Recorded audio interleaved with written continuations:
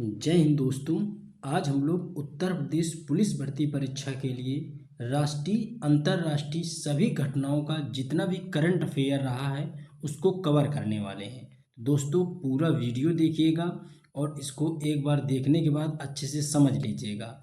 समय बहुत कम है, बहुत सीमित समय बचा है। इससे पहले हमने जून मंथ की और जुलाई मंथ की करंट अफेयर कराई थी। उससे भी पहले हमने एक पूरा 6 महीने का करंट अफेयर जो जनवरी से लेकर के जून तक का करंट अफेयर जितना था उसको कवर किया था। तो आप जा कर के वो 6 मंथ वाला वीडियो देख लीजिएगा, तब भी कवर हो जाएगा, और इस वीडियो को देखेंगे तब भी चीज़ें आपकी अच्छे से कवर हो जाएंगे। तो दोस्तों पूरा वीडियो देखिएगा और इसका आप हो सके तो नोट्स बनाइएगा, वरना मैनेजमेंट से बोल करके 2 से 3 दिन के अंदर इसकी पीडीएफ आपको उपलब्ध करा दी जाएगी। आप वीडियो देखिएगा, बता देंगे कि आप पीडीएफ इसकी कहाँ से डाउनलोड कर सकेंगे। तो चलिए दोस्तों शुरू करते हैं आज की क्लास और देखते हैं आज की इस क्लास से आप कितने क्वेश्चनों को देख पाएंगे। सभी महत्वपूर्ण पॉइंट्स को इसमें कवर करने की कोशिश करी गई है। हालांकि हम पूरे 6 महीने की करंट अफेयर और ये दोनों करंट अफेयर आप लोगों को उपलब्ध करा देंगे। ठीक है, तो चलिए दोस्तों शुरू करते हैं। उससे पहले जो लोग चैनल पे नए आए हैं वो लोग चैनल को सब्सक्राइब कर लें, बेल आइकन को प्रेस कर लें, और वीडियो अच्छा लगे तो वीडियो को लाइक जरूर करें। तो चलिए शुरू करते हैं। चलिए देखते हैं सबसे पहला इसमें पॉइंट क्या है कि हाल ही में किस देश को नाटो का 32वां सदस्य के रूप में नामित किया गया है। तो बताइए, अभी हाल ही में 32वां सदस्य के रूप में नामित किया गया है किसको? स्वीडन को नामित किया गया है। तो नाटो का अगर हेडक्वार्टर की बात करें तो ब्रुसेल्स बेल्जियम में है। इसकी स्थापना 1949 में की गई थी। हिम तेंदुआ को अपना राष्ट्रीय प्रतीक घोषित किसने किया है? तो किर्गिस्तान ने किया है। थोड़ी सी टाइपिंग मिस्टेक हो तो उसको आप लोग समझ लीजिएगा, ठीक है, क्योंकि टाइपिंग में थोड़ा सा कई चीज़ों में नोटिस किया है हमने कि टाइपिंग में एरर आई है, तो उसको जल्द इम्प्रूवमेंट करने की कोशिश करी जा रही है। हालांकि हम बोल भी देते हैं कि यहाँ पे दिक्कत है तो इसको आप सही कर लीजिएगा। चलिए, इसीलिए पूरा वीडियो देखने के लिए बोलते हैं कि आप जो टाइपिंग मिस्टेक वाली चीज़ें हैं वो आपके समझ में आ जाएं। भले ही आप वीडियो को 2 से 3 2 स्पीड या 1.5 में लगा कर देखिए, लेकिन वीडियो पूरा देखा करिए। चलिए, तो यहाँ पे है किर्गिस्तान। अब समझ लेते हैं हिम तेंदुआ की रिपोर्ट जो आई थी। तो हिम तेंदुआ के बारे में क्या था? तो टोटल जो हिम तेंदुआ हैं उनकी संख्या 718 है, जिसमें इस रिपोर्ट को जारी कौन करता है? तो पर्यावरण वन और जलवायु परिवर्तन मंत्रालय इस रिपोर्ट को जारी करता है। पहले स्थान पे देखा जाए तो लद्दाख में 477 तेंदुआ हैं, और दूसरे स्थान में उत्तराखंड में 124 तेंदुआ, और तीसरे स्थान में हिमाचल प्रदेश है जहाँ पे 51 हिम तेंदुआ देखे गए हैं। तो अगर पूछ लिया जाए कि भारत में कुल कितने हैं तो 718 तेंदुए भारत में हैं। चलिए आगे हम लोग देखते हैं। मार्च 2024 में भारत सरकार ने किस देश में फंसे भारतीय नागरिकों को सुरक्षित निकालने के लिए ऑपरेशन इंद्रावती चलाया था? कौन सा ऑपरेशन? इंद्रावती। तो ये इसका सही जवाब है हैती। हैती में जो भारतीय नागरिक फंसे थे उनको निकालने के लिए भारत सरकार ने ऑपरेशन इंद्रावती चलाया था। उससे पहले ऑपरेशन गंगा जब चलाया गया था तो यूक्रेन में फंसे भारतीयों के लिए चलाया गया था। ऑपरेशन अजय इजराइल में फंसे भारतीयों के लिए, और इसके अलावा भी हम लोग देख लें तो ऑपरेशन देवी शक्ति चलाया गया था जो अफगानिस्तान में फंसे भारतीयों को निकालने के लिए, और ऑपरेशन राहत जो चलाया गया था तो यमन में फंसे भारतीयों को निकालने के लिए। तो ये 3 से 4 ऑपरेशन थे जो आपके लिए इम्पोर्टेंट है, बस इतना ही आपको पढ़ना है। डेली हम प्रैक्टिस करवाते हैं, तो आप नीचे डिस्क्रिप्शन में टेलीग्राम का लिंक लगा दिए हैं, तो वहाँ से जा करके आप डेली क्वेश्चनों की प्रैक्टिस भी कर सकते हैं। चलिए आगे हम लोग देखते हैं इसी में। अब नोट में ये क्वेश्चन हमने डाला हुआ है। पिछली बार क्या था, इससे एक क्वेश्चन हर एक शिफ्ट में रखा गया था, ठीक है, तो इसको भी आप यहीं पे नोट डाउन करिएगा। जैसे कि जो बीएसएफ के बारे में पूछा गया तो क्वेश्चन कुछ इस तरीके से फ्रेम किया गया था कि भारत और चीन की सीमा पे निम्नलिखित में से कौन सी सेना तैनात करी जाती है? तो इसी टाइप से क्वेश्चन था। तो बीएसएफ को बोलते हैं सीमा सुरक्षा बल, या बांग्लादेश और पाकिस्तान की सीमा पे तैनात करी जाती है। यानी भारत और बांग्लादेश की सीमा और भारत और पाकिस्तान की सीमा को जो सुरक्षा देते हैं वो कौन होते हैं? बीएसएफ के जवान होते हैं। एआर यानी असम राइफल कहाँ पे तैनात करी जाती है? तो सबसे पुराना है, 1835 में गठन हुआ है, पहाड़ी लोगों का इसको मित्र कहा जाता है। सीआईएसएफ की बात करें तो सीआईएसएफ कहाँ पे तैनात करें, तो परमाणु रक्षा, हवाई अड्डा, मेट्रो, राष्ट्रपति की सुरक्षा हेतु सीआईएसएफ को तैनात किया जाता है। तो यहाँ पे होना चाहिए केंद्रीय औद्योगिक सुरक्षा बल, ये गलत यहाँ पे है। तो थोड़ा सा टाइपिंग मिस्टेक है, इसको इम्प्रूवमेंट किया जा रहा है, तो आप इस चीज़ को समझ लीजिएगा। आईटीबीपी तो भारतीय तिब्बत सीमा सुरक्षा बल, तो भारत और चीन की सीमा पर इसको तैनात किया गया है। किसके, भारत और चीन की सीमा पे। एनएसजी यानी राष्ट्रीय सुरक्षा गार्ड, ये राष्ट्रीय आपात विमान अपहरण के संबंध में इनको ये लोग वर्क करते हैं, यानी कि राष्ट्रीय आपात की स्थिति हो या कोई विमान अपहरण कर लिया जाए तो किसको भेजा जाता है, एनएसजी कमांडोज को भेजा जाता है। एसएसबी यानी इसी को बोलते हैं सशस्त्र सीमा बल, तो ये नेपाल और भूटान की सीमा पर तैनात करी जाती है। तो दोस्तों इसको दिमाग में बिल्कुल सेट कर लीजिएगा। पिछले जो एग्ज़ाम जो रद्द हुआ था, फरवरी में जो कंडक्ट हुआ था, उसमें हर एक शिफ्ट में इससे क्वेश्चन निकल के आया था, तो इसको आप अच्छे से देख लीजिएगा। चलिए आगे हम लोग देख लेते हैं कि विश्व का 8वां अजूबा। तो विश्व का 8वां अजूबा की अगर बात करें तो कौन सा है, तो अंकोर वाट मंदिर। अंकोर वाट मंदिर को विश्व का 8वां अजूबा घोषित किया गया। आपको पता ही होगा कि विश्व के 7 अजूबे घोषित हो चुके हैं, उसमें 8वां अजूबा अंकोर वाट मंदिर को बताया गया है। यह भगवान विष्णु का मंदिर है। निर्माण करता है इसके बारे में तो खामेर राजवंश का है और सूर्यवर्मन द्वितीय ने इसका निर्माण कराया था। 12वीं शताब्दी में मंदिर निर्मित हुआ था। तो कौन सा मंदिर 8वां अजूबा का दर्जा पाया है, तो अभी अंकोर वाट मंदिर या हिंदू मंदिर के रूप में जाना जाता है। चलिए आगे हम लोग देख लेते हैं। हाल ही में संपन्न हुई लोकसभा चुनाव में किस जनजाति ने पहली बार मताधिकार का प्रयोग किया, बहुत इंपॉर्टेंट है, इसको याद रखिएगा। सोमपेन जनजाति। और सोमपेन जनजाति कहाँ पे पाई जाती है, तो अंडमान निकोबार। और अंडमान निकोबार के भी छोटे छोटे द्वीप हैं, उसमें एक द्वीप का नाम है ग्रेट निकोबार। तो ग्रेट निकोबार में पाई जाती है सोमपेन जनजाति। तो आपको सिर्फ कितना याद रखना है कि अंडमान निकोबार में सोमपेन जनजाति पाई जाती है, जिसने पहली बार लोकसभा चुनाव में अपना मत दिया था।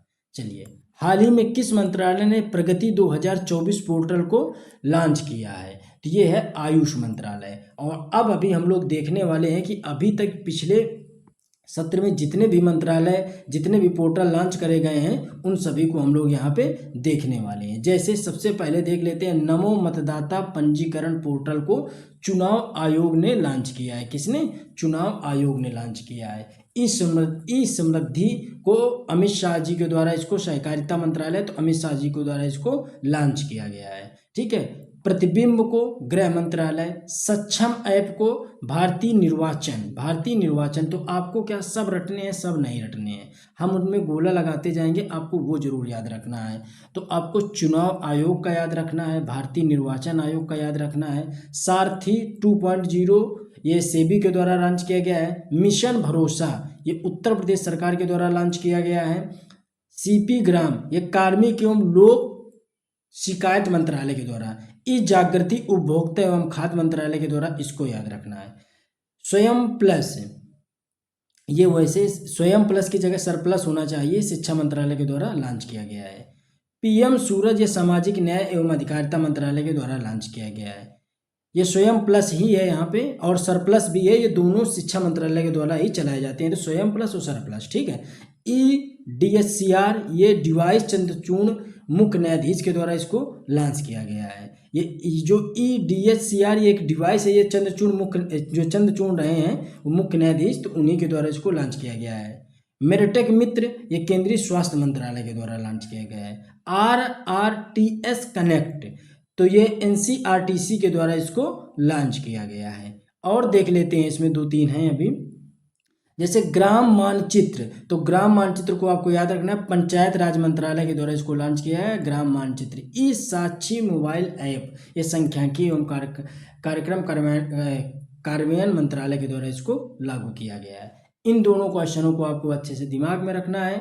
ये हमने उस पिछली मैगजीन में बताया था। भारत का पहला यूनेस्को साहित्यिक शहर कौन सा है, तो कोझिकोड है, केरल में है। और यूनेस्को का संगीत का शहर कौन सा है, तो ग्वालियर MP है। आपको 2 बातें याद रखनी, संगीत का शहर और साहित्य का शहर। साहित्य का शहर कोझिकोड केरल है, संगीत का शहर ग्वालियर MP है।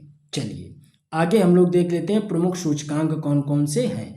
ठीक है, तो देखते हैं पर्यावरण सूचकांक 2024। तो पर्यावरण सूचकांक आप जारीकर्ता छोड़ दो, इसको मत याद करो, लेकिन आप भारत का स्थान आपको याद करना है, शीर्ष स्थान याद करना है। तो भारत का स्थान 2024 में 176वां रहा। इस्टोनियो इसका प्रमुख मतलब शीर्ष पे देश था। अगला है ग्लोबल पीस इंडेक्स, तो इसको 116वां भारत का स्थान है। और आइसलैंड स्पेस यूनियन क्षेत्र आइसलैंड इसमें प्रथम रैंकिंग पे रहा है। ठीक है, अब आगे हम लोग देख लेते हैं इसी में ऊर्जा संक्रमण सूचकांक 2024, तो इसमें 63वें नंबर पे भारत रहा है, स्वीडन पहले नंबर पे रहा है। संयुक्त राष्ट्र सतत विकास रिपोर्ट 2024, तो संयुक्त राष्ट्र विकास द्वारा इसको लॉन्च करा जाता है। 109 नंबर पे भारत था, फिनलैंड इस पे पहले नंबर था। आप एक बार पूरी रिपोर्ट को दिमाग में सेट करिएगा, एक बार आप कम से कम एक बार रिवीजन करिएगा। ठीक है, जो इंपॉर्टेंट चीज़ें हैं उनको लेकर के आए, आप पूरा देखिए भी और एक बार जिन चीज़ों पर फोकस कर रहे हैं उनको आप जरूर रिकॉल करिएगा। ठीक है, वैश्विक लैंगिक अंतराल सूचकांक 129वीं भारत की रैंकिंग रही, आइसलैंड इस पे पहले नंबर पे रहा है। क्यूएस वर्ल्ड यूनिवर्सिटी रैंकिंग 2025, इसमें आईआईटी बॉम्बे ने 118वां स्थान प्राप्त किया है। हुनरू ग्लोबल रिपोर्ट में थर्ड नंबर भारत का रहा है, 67वां इसमें स्थान रहा है। क्या ये थर्ड रिपोर्ट थी, तो इसमें 67वां स्थान रहा है। अब देख लेते हैं विश्व साइबर अपराध 2024। ठीक है, इसमें भारत का स्थान क्या था, तो 10वां था, रूस का पहला था। अब देख लेते हैं आगे हम लोग भ्रष्टाचार बोध सूचकांक, इसमें भारत का 93वां स्थान रहा है और सोमालिया सबसे ज़्यादा भ्रष्ट देशों के श्रेणी में साबित हुआ है। विश्व लैंगिक अंतराल सूचकांक 169वां स्थान रहा है, भारत का 129वां।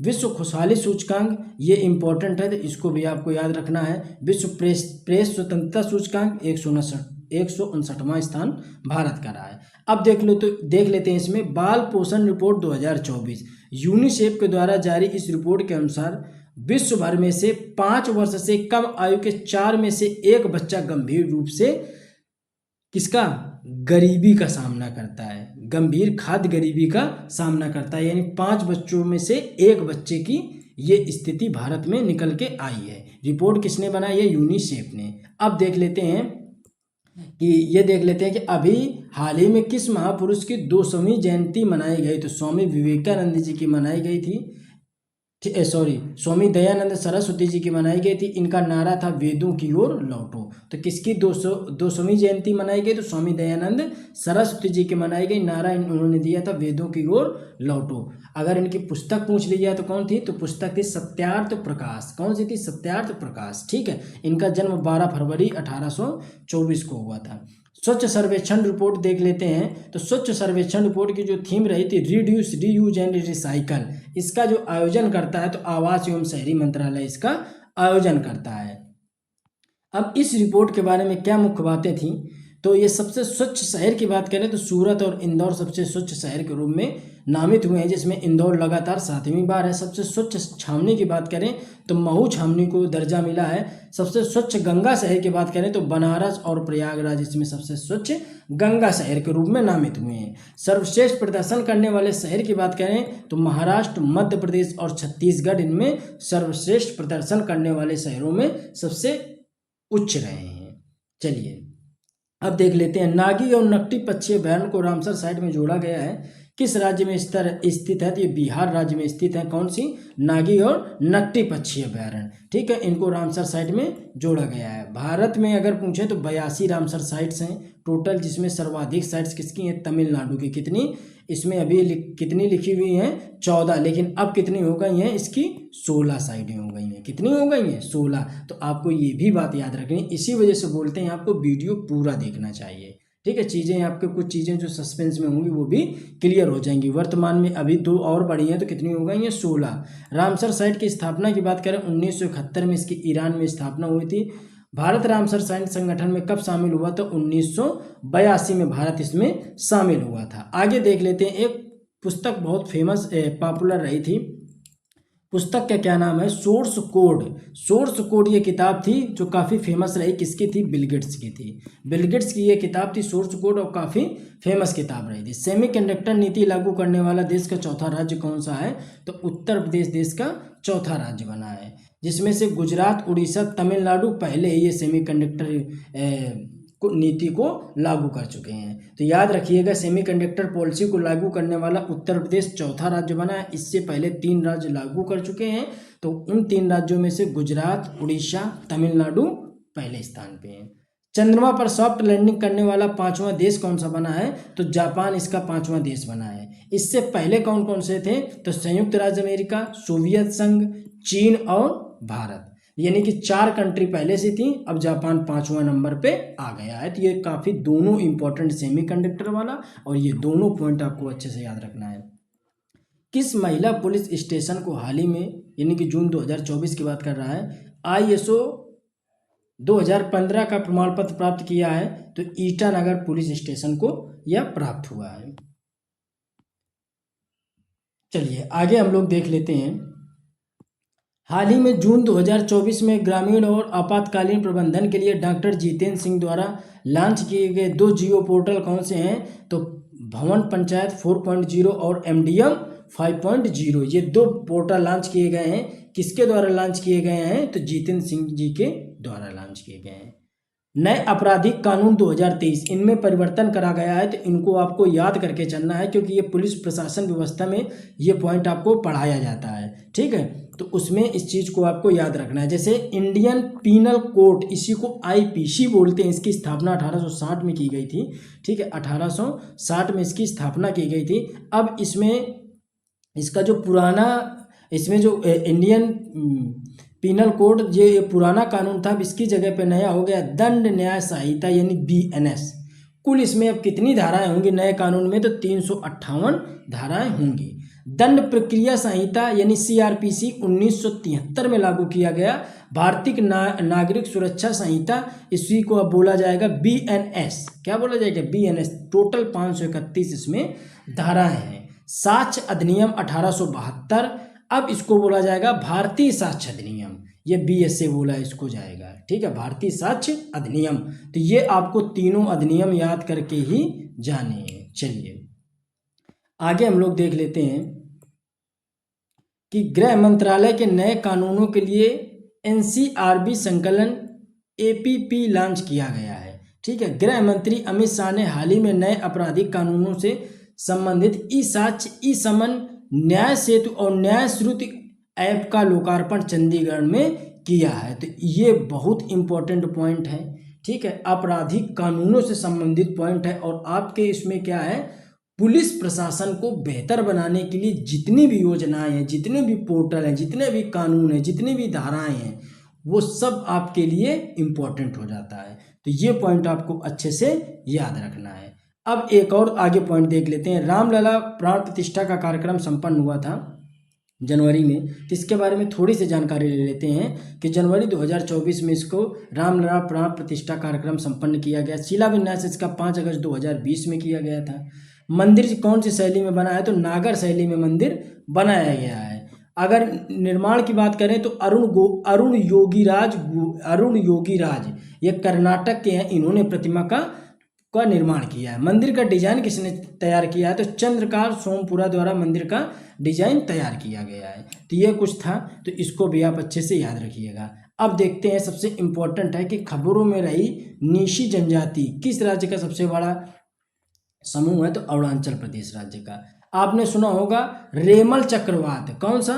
रेमल चक्रवात। तो काफ़ी इंपॉर्टेंट है रेमल चक्रवात। इससे कई बार क्वेश्चन देखने को मिले हैं। ठीक है, ये एग्जाम में पूछे भी है, रेमल चक्रवात पूछा भी गया है एग्जाम में। ठीक है, तो ये बंगाल की खाड़ी में आया था। नामकरण इसका ओमान ने किया था। अभी मुझे याद है, मैं पेपर देख रहा था, तो लेटेस्ट में एग्जाम अभी SSC ने जो कंडक्ट करवाया था उसमें ये क्वेश्चन पूछा गया था रेमल चक्रवात के बारे में। तो याद रखिएगा।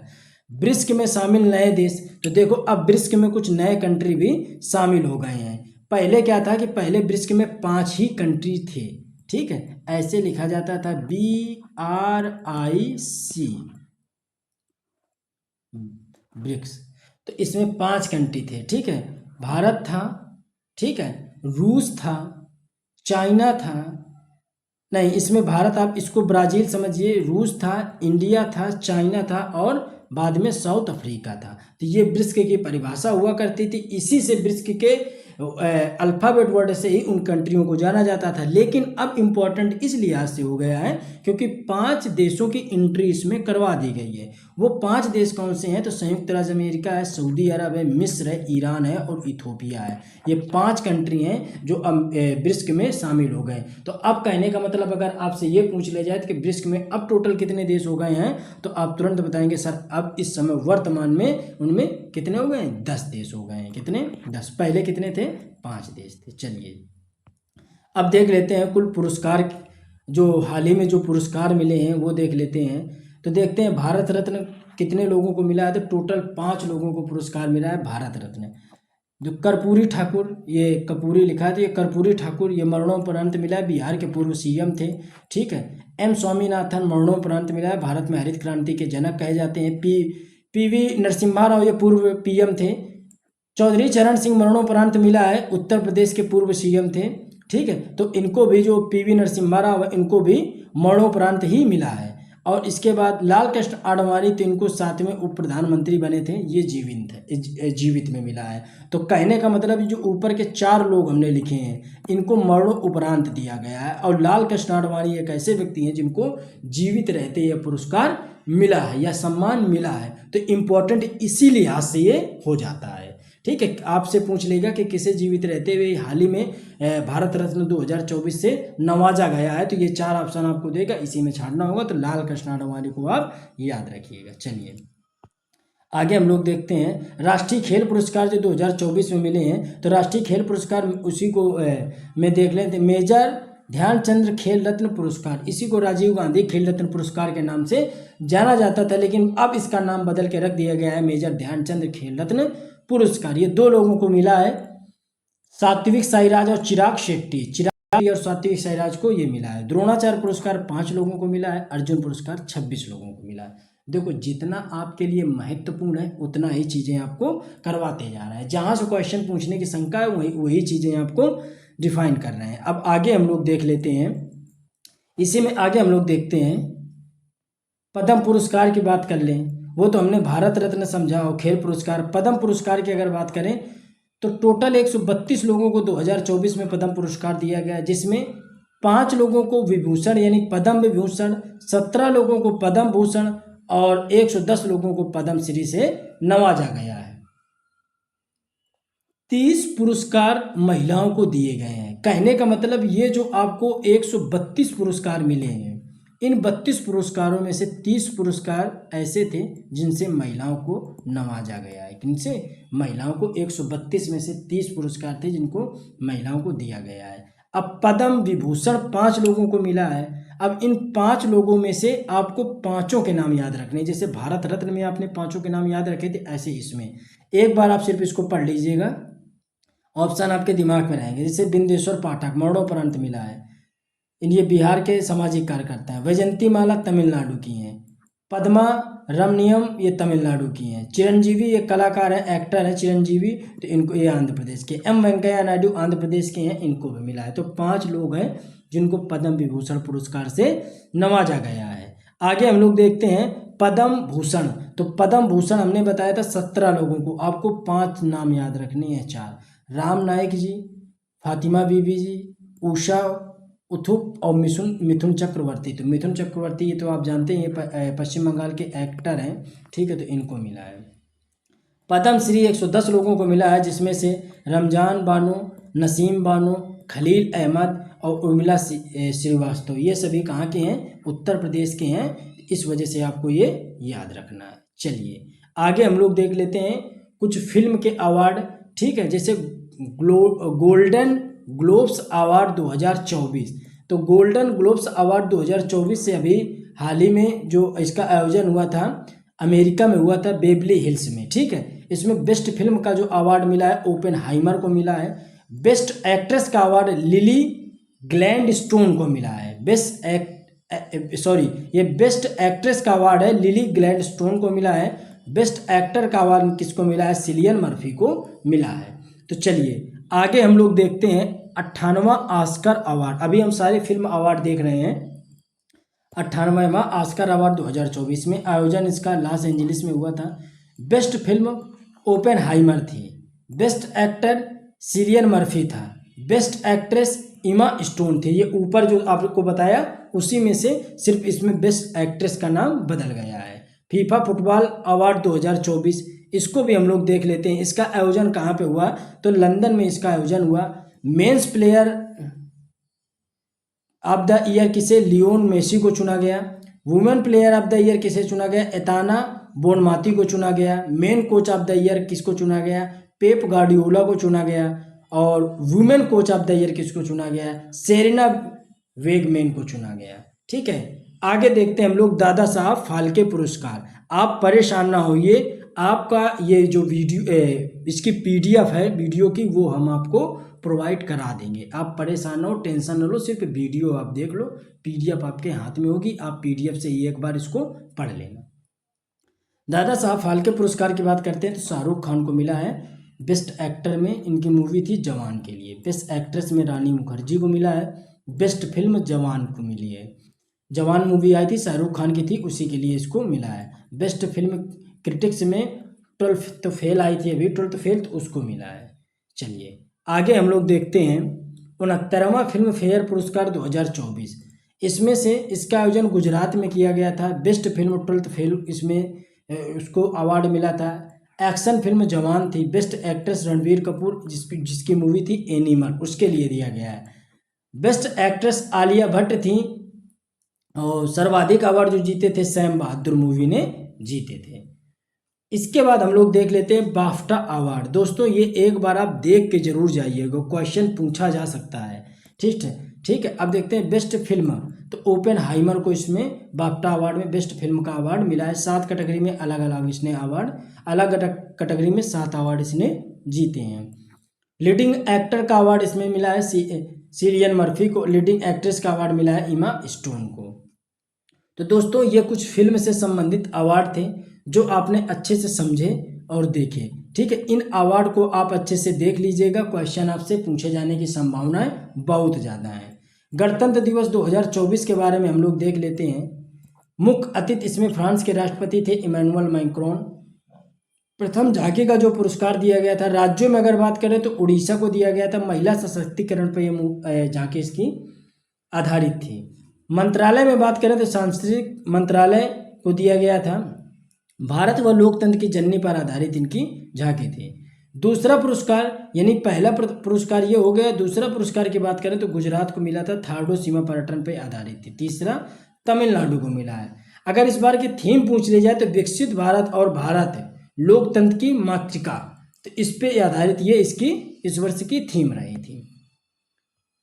साहित्यिक अकादमिक पुरस्कार देख लेते हैं हम लोग। तो साहित्यिक अकादमिक पुरस्कारों में देखते हैं सबसे पहले हिंदी में किसको मिला है, तो मिस्टर संजीव जी को मिला है मुझे पहचानो, यह इनका एक उपन्यास था, इसके लिए मिला है। अंग्रेजी में नीलम शरण गौर को मिला है रेक्विम इन राग जानकी, इस पे आधारित इनकी कृति थी, इसलिए मिला है। संस्कृत में अरुण रंजन मिश्र को मिला है सुनो मेघनाघम, सुनने मेघनाघम, ये इनकी कृति थी, इसके लिए इनको मिला है। चलिए ये हमने समझ लिए साहित्य के पुरस्कार। अब आगे हम लोग देखते हैं, चलिए आगे हम लोग देख लेते हैं बुकर पुरस्कार किसको मिला है, तो पॉल लिंच को मिला है। ये आयरलैंड के हैं, इनके जो कृति थी प्रॉफिट सॉन्ग था। ठीक है, अंतरराष्ट्रीय बुकर की बात करें तो जेनी रिपेंक बेक और माइकल हॉफमैन, इन दोनों लोगों को मिला है। 33वां व्यास सम्मान पुष्पा भारती, ये एक लेखिका है, यादें यादें और यादें के लिए मिला है। रविन्द्रनाथ टैगोर साहित्य पुरस्कार अभिजीत बनर्जी और सुकृता पाल को मिला है। राष्ट्रीय तानसेन सम्मान 2023 पंडित गणपति भट्ट हसन को मिला है। तो ये दोस्तों कुछ पुरस्कार थे, और जो कुछ इंपॉर्टेंट पुरस्कार है उनको भी यहाँ पे हम लोग देख लेते हैं। तो चलिए देखते हैं, सबसे पहले देखते हैं नाइटहुड पुरस्कार, ये किसको मिला है, तो डॉक्टर अमृतपाल सिंह हंगिन, इनको मिला है, भारतीय मूल के ब्रिटिश चिकित्सक थे। The order of the merit, ये इटली के हैं, तो किरण बेदी जी को इनको यह सम्मान मिला है। लीजन डी डॉक्टर VR ललिथाम्बिका को मिला है। ऑनर इंदिरा गांधी शांति पुरस्कार 2023 से किसे सम्मानित किया गया है, तो डेनियल वारेन बोइम और पियानो वादक ये थे, तो इनको सम्मानित किया गया है। ये डेनियल वारेन बोइम ये पियानो वादक थे, तो इनको अर्जेंटीना के हैं, तो इनको सम्मानित किया, 10 लाख रुपए की इसमें राशि दी जाती है। चलिए आगे देख लेते हैं। एक और पुरस्कार है, खूब पूछा जाता है, आलोक शुक्ला जी को मिला है गोल्डमैन पर्यावरण पुरस्कार 2024, आलोक शुक्ला जी को यह पुरस्कार मिला है। आगे देखते हैं, किस ऐतिहासिक सत्याग्रह के 100 वर्ष पूरे हुए हैं, तो किसके हुए हैं? वायकॉम सत्याग्रह था, ये केरल से चालू किया गया था, अस्पृश्यता के खिलाफ ये चलाया गया था, मतलब छुआछूत के खिलाफ चलाया गया था। और इसका आर्टिकल कौन सा है? तो आर्टिकल 17 है। ठीक है, याद रखिएगा आर्टिकल कौन सा है? तो आर्टिकल इसका 17 है। ठीक है, इसने अभी हाल ही में 100 वर्ष पूरे किए हैं। अभी 200 वर्ष की 200वीं जयंती किसकी मनाई गई थी? तो ऊपर हमने बताया था दयानंद सरस्वती जी की मनाई गई थी। ठीक है, अब देख लेते हैं चंद्रमा यानी कि चंद्रमा 3 के लैंडिंग साइट का क्या नाम रखा गया है? तो देखो, जहाँ पे चंद्रमा 3 ने लैंड करा था उसका नाम रखा गया था शिव शक्ति पॉइंट, और 23 अगस्त को लैंड हुआ था, तो 23 अगस्त को राष्ट्रीय अंतरिक्ष दिवस भी मनाया जाता है। नाम किसने दिया है? तो अंतर्राष्ट्रीय खगोलीय संघ ने इसका नाम दिया है। तो ये बात आप अच्छे से याद रखिएगा। अब देख लेते हैं, भारत के कुछ आगामी लक्ष्य भी हैं, तो इनसे भी हो सकता है क्वेश्चन पूछा जाए, तो इन लक्ष्यों को आपको याद रखना है। हर घर में नल से जल, स्वच्छ जल की आपूर्ति 2024 इसका टारगेट है। दूध प्रसंस्करण क्षमता का दोगुना करने का लक्ष्य 2025 में है। भारत को टीबी मुक्त देश बनाना है 2025 में। मवेशियों में फुट और माउथ रोग को समाप्त करना है 2025 में। भारतीय अर्थव्यवस्था को $5 ट्रिलियन इकोनॉमी बनाने का लक्ष्य है 2025। कुल वाहनों में 30% इलेक्ट्रॉनिक वाहन करने का लक्ष्य है 2030। भारत से पूर्ण रूप से मलेरिया हटाना है, उन्मूलन का लक्ष्य जो है 2030 है। भारतीय रेलवे ने नेट जीरो कार्बन या ग्रीन रेलवे बनाने का लक्ष्य रखा है, वो कब रखा है? 2030। तो दोस्तों इसको भी आप अच्छे से याद रखिएगा, हो सकता है इससे आपसे टारगेट या गोल पूछ ले। अब देख लेते हैं कि यूनेस्को की विश्व धरोहर स्थल में शामिल भारत का 43वां स्थल कौन सा है? ये 1 लिखा है, गलत है। स्थल कौन सा है? तो मोईदम है, असम का। भारत में कुल विरासत स्थल की बात करें तो 43 हो चुके हैं। 41वें को शांति निकेतन को बनाया गया था, 42वां होयसेल के पवित्र मंदिर, ये कर्नाटक के मंदिर है, तो इनको बनाया गया था। और शांति निकेतन कहाँ पे है? तो पश्चिम बंगाल में है। शांति निकेतन किसका आश्रम है आप बताइएगा? शांति निकेतन किसी का आश्रम था, उन्हीं को ये 41वां विश्व विरासत स्थल में दर्जा दिया गया था, तो इसको भी आप अच्छे से याद रखिएगा। सर्वाधिक विरासत स्थल की बात करें तो इटली में है 60 हैं, और चीन में कितने हैं? 59 हैं। भारत का पहला विरासत स्थल की बात करें तो अहमदाबाद था। विरासत स्थल शहर, ये भारत का पहला विरासत स्थल शहर कौन सा है? अहमदाबाद है। विश्व विरासत स्थल दिवस कब मनाया जाता है? तो 18 अप्रैल को मनाया जाता है। चलिए आगे याद रखिएगा, ये इम्पोर्टेंट है, काफ़ी इम्पोर्टेंट है। संविधान हत्या दिवस बहुत इम्पोर्टेंट है, इसको याद रखिएगा। इसकी घोषणा करी गई 25 जून को। ठीक है, 25 जून को घोषणा करी गई थी। आपको पता है कि आपातकाल लगाने के कारण इंदिरा गांधी जी ने आपातकाल लगाया था 25 जून को 1978 में, तो उसी वजह से इसको घोषित कर दिया गया है। इस साल तो पहली बार घोषित किया गया है संविधान हत्या दिवस, तो इसको याद रखिएगा। मंडेला पुरस्कार 2024 से 2020, ये पुरस्कार 2020 का है लेकिन अभी मिला है, तो किसको मिला है? तो रिगोवार्टा मेंचू जी को यह पुरस्कार मिला, ये ग्वाटेमाला के हैं। बस इतनी बात आपको अच्छे से याद रखनी है। अब देख लेते हैं राष्ट्रपति भवन के हाल में नाम बदले गए हैं। राष्ट्रपति भवन में जो हाल है उनके नाम बदले गए हैं। तो जैसे अशोक हाल का नया नाम है अशोक मंडल, दरबार हाल का नया नाम है गणतंत्र मंडप। तो दोस्तों ये भी नाम आपको अच्छे से याद रखना है। चलिए आगे हम लोग देख लेते हैं, हाल ही में नियुक्त किए गए नए राज्यपाल कौन कौन से थे। तो नए राज्यपाल आपको यहाँ पे देखते हैं कि कौन से राज्यपाल अभी हाल ही में नियुक्त किए गए हैं। ठीक है, जैसे राजस्थान के नए राज्यपाल हैं हरिभाऊ बागड़े, तेलंगाना के हैं विष्णुदेव शर्मा, सिक्किम के हैं ओम प्रकाश माथुर, झारखंड के कौन है? तो संतोष कुमार गंगवार, छत्तीसगढ़ के कौन है? तो रमेन डेका, मेघालय के राज्यपाल कौन है? तो CH विजय शंकर, महाराष्ट्र के कौन है? तो CP राधा कृष्णन, असम के राज्यपाल कौन है? तो लक्ष्मण प्रसाद आचार्य, पंजाब के कौन है? तो गुलाब चंद्र कटारिया, तो ये राज्यपाल रहे हैं जिनको अभी हाल ही में इनको राज्यपाल के पद पे नियुक्त किया गया है। राज्यों के नाम के साथ आप इनको याद रखिएगा। अभी देखिए हाल ही के देशों में कुछ प्रधानमंत्री भी बनाए गए हैं, तो उनका भी नाम आपको याद रखना है। जैसे प्रधानमंत्री और राष्ट्रपति दोनों के पद इसमें सम्मिलित हैं। तो देखते हैं, सबसे पहले देख लेते हैं राष्ट्रपति के बारे में। तो लाइबेरिया के राष्ट्रपति बने हैं जोसेफ बोकाई। राष्ट्रपति ग्वाटेमाला के कौन बने हैं? बर्नार्डो एरेवलो। राष्ट्रपति मेडागास्कर के कौन बने थे? एंड्री रोजेलिना। मिस्र के राष्ट्रपति कौन बने हैं? मिस्र यानी इजिप्ट, उसके राष्ट्रपति तो अब्देल फतेह अल सीसी। कौन बने? अब्देल फतेह अल सीसी बनाए गए हैं। ताइवान के कौन बनाए गए हैं राष्ट्रपति? तो लाई चिंग ते, ये ताइवान के। न्यूजीलैंड के कौन बनाए गए हैं प्रधानमंत्री? तो क्रिस्टोफर लक्सन बनाए गए हैं। लग्जमबर्ग के कौन बनाए गए? तो ल्यूक फ्रीडेन बनाए गए हैं। कौन? ल्यूक फ्रीडेन बनाए गए हैं। पोलैंड के डोनाल्ड टस्क। कौन बनाए गए? Donald tusk. भूटान के तो सेरिंग ताबो। और फ्रांस के प्रधानमंत्री ग्रेवियल अट्टल। कौन है? ग्रेवियल अट्टल। स्पेन के पेट्रो साचेत। और डेनमार्क के राजा कौन बने हैं? तो फेडरिक 10वें। फेडरिक 10वें बने हैं डेनमार्क के राजा। आगे हम लोग देख लेते हैं, अभी हाल ही में पेरिस ओलंपिक संपन्न हुआ है। कब संपन्न हुआ है? तो ये 11 अगस्त को संपन्न हुआ है। चालू 26 जुलाई से था। तो 26 जुलाई से 11 अगस्त तक पेरिस ओलंपिक चला है।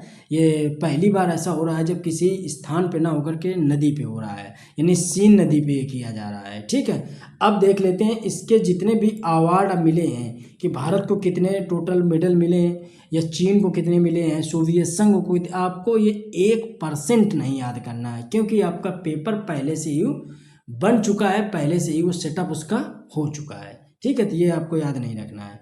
आयोजन देख लेते हैं, पेरिस में हुआ था। इमैनुअल मैक्रो इसके उद्घाटन करता थे। ठीक है, जिन्होंने इसका उद्घाटन किया था। संस्करण 33वां था। तो 32वां कहाँ हुआ था? टोक्यो जापान में। और 34वां कहाँ होगा? तो लॉस एंजलिस अमेरिका में होगा 2028 को। क्यों? ये हर साल 4 साल बाद होता है। ये जब भी आयोजित होता है तो 4 साल के बाद इसका आयोजन किया जाता है। शुभंकर ओलंपिक फ्रीज था, इसका नारा था गेम्स वाइड ओपन। संगीत का थीम क्या था? तो परेड इसका शीर्षक रहा था। आदर्श वाक्य क्या था? तो यूनाइटेड बाय इमोशन इसका आदर्श वाक्य था। और भारतीय दल से अगर ध्वजवाहक की बात करें तो शरद कमल और पीवी सिंधु को ध्वजवाहक के रूप में शामिल किया गया था। आगे हम लोग देख लेते हैं, भारत की ओर से कुल कितनी टीमें गई थी, कितने एथलीट गए थे? तो 147 एथलीट गए थे। सबसे कम उम्र के एथलीट कौन से थे इनमें? तो 14 साल के तैराक थे निधिते सिंधु। सबसे अधिक उम्र के एथलीट कौन थे? तो रोहन बोपन्ना थे, जो 43 वर्ष के थे। भारतीय टीम को किसने स्पॉन्सर किया है? तो अडानी ग्रुप ने किया है। भारत के किस राज्य में सबसे ज़्यादा खिलाड़ी गए हैं? तो हरियाणा। कहाँ से गए हैं? हरियाणा से गए हैं। हरियाणा। पेरिस ओलंपिक में कुल कितने खेल थे? तो 32 खेल खेले गए थे। कितने? 32 खेल का आयोजन किया गया था। इसमें से 4 नए खेल और जोड़े गए हैं 2024 में। तो वो 4 कौन से हैं? तो देख लेते हैं 4 कौन से हैं। तो shopping, sport, climbing, skateboarding और ब्रेक डांसिंग, ये 4 थे जिनको जोड़ा गया है हाल ही में।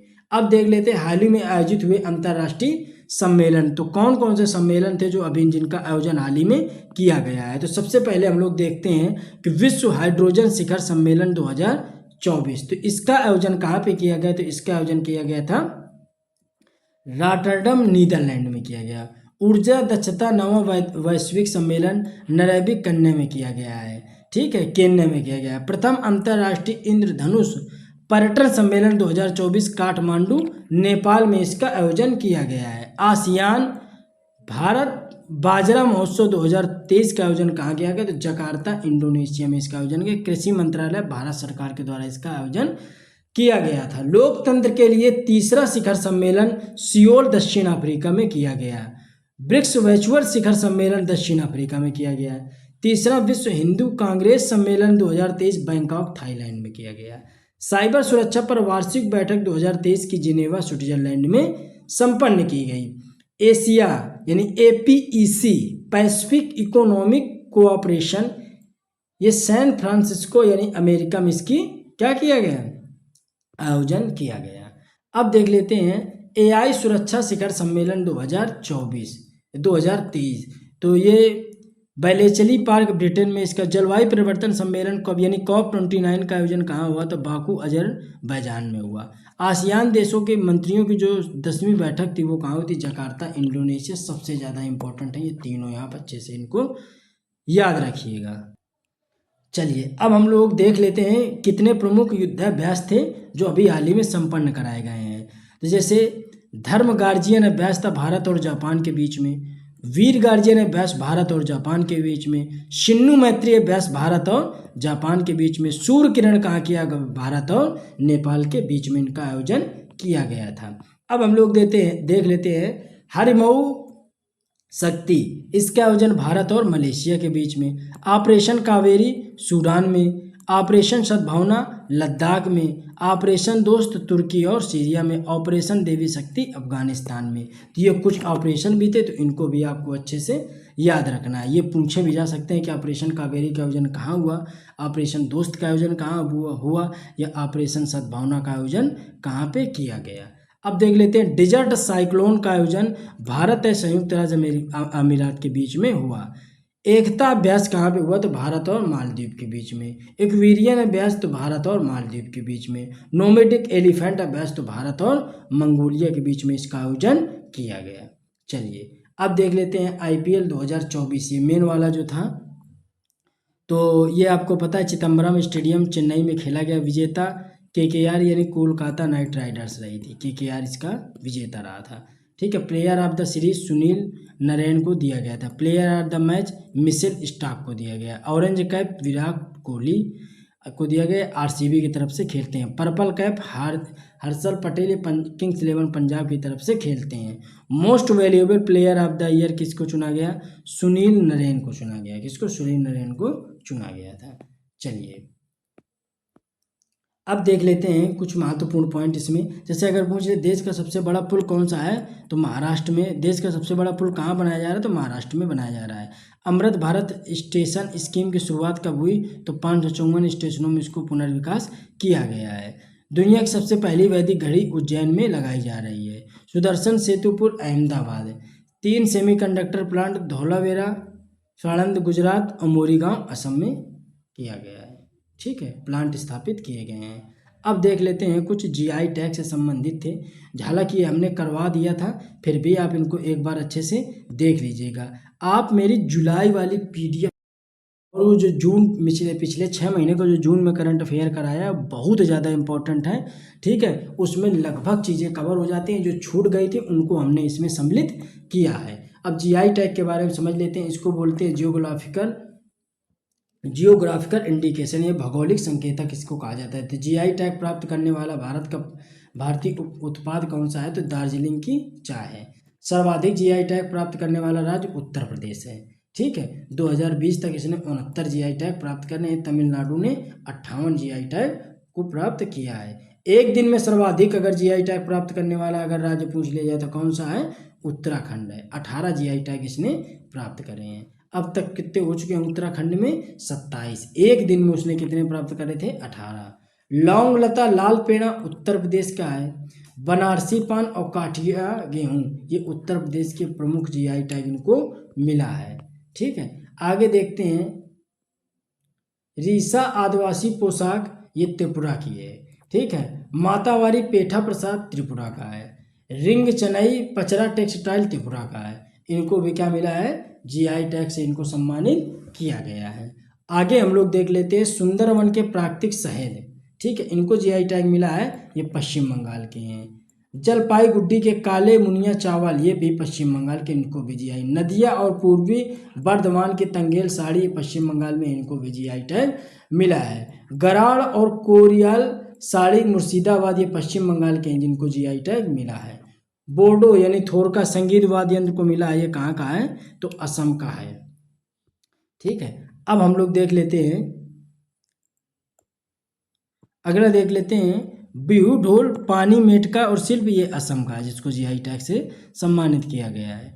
लाजिया सौरा ये पेंटिंग है, इस उड़ीसा के है, इसको GI टैग मिला है। डोंगरिया कौंद साल उड़ीसा का है, जिसको GI टैग मिला है। अंबाजी सफ़ेद संगमरमर गुजरात का है, जिसको GI टैग से सम्मानित किया गया है।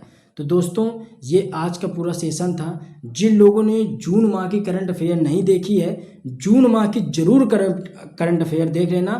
उसका पीडीएफ भी हमने आपको उपलब्ध करा दिया है, तो उसका पीडीएफ भी आप एक बार अच्छे से डाउनलोड करके रिवीजन जरूर कर लेना। ठीक है, तो दोस्तों वीडियो कैसा लगा? अगर वीडियो अच्छा लगा है तो वीडियो को लाइक करें। जो लोग चैनल पे नए हैं वो लोग चैनल को सब्सक्राइब जरूर करें, ताकि अगला जो वीडियो हम लोग बनाएंगे वो अभी तक जितना भी इम्पोर्टेंट पॉलिटी में जितने क्वेश्चन बनाए जा सकते हैं, जिन टॉपिक से क्वेश्चन पूछा जा सकता है, उसका वीडियो लेकर के आएंगे। इसके बाद हम हिस्ट्री का एक पूरा कंबाइंड वीडियो लेके आएंगे और इसी तरीके से ज्योग्राफी का एक वीडियो लगभग लेके आएंगे, जिसमें सारी भूगोल आपकी कवर होगी। आप जो लोग चैनल पर नए जुड़े हैं वो लोग चैनल की प्लेलिस्ट में जाकर के उत्तर प्रदेश स्पेशल से जितना उनको पढ़ना है, यूपी कांस्टेबल के लिए एक प्लेलिस्ट अलग से बना दी है, वहां से जाकर के आप उसको अच्छे से कवर कर लीजिए। दोस्तों वीडियो कैसा लगा? अगर अच्छा लगा है तो उसको प्लीज शेयर जरूर करें। दोस्तों मिलते हैं अगले वीडियो में। जय हिंद, जय भारत।